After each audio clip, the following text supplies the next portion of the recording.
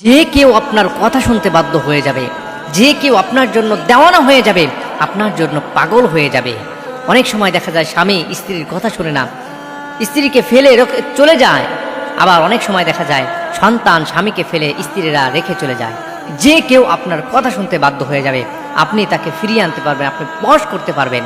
সঠিক নিয়মে যদি আপনি আমলগুলো করতে পারেন, তাহলে অবশ্যই আপনার জন্য যে কেউ দেওয়ানো হয়ে যাবে, পাগল হয়ে যাবে। যে কাউকে আপনি বশ করতে পারবেন।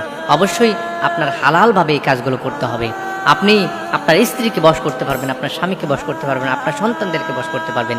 যে কেউ আপনার জন্য দেওয়ানো হয়ে যাবে। নাম্বার 1 হচ্ছে আপনার যে কাজটি করতে হবে, আপনার জমানের হেফাজত করতে হবে। নাম্বার 2 হচ্ছে আপনার রাসূল পাক সাল্লাল্লাহু আলাইহি ওয়াসাল্লামের সুন্নত মোতাবেক চলতে হবে।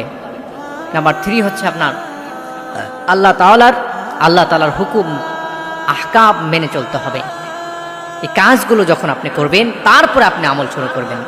প্রথম নাম্বার আমল হচ্ছে, প্রথমে তো আপনি 100 বার দুরূদ শরীফ পাঠ করবেন, 100 বার ইস্তিগফার পাঠ করবেন, এবং কি 21 বার আপনি এই আমলটি করবেন। ইয়া মুনতাকিমু।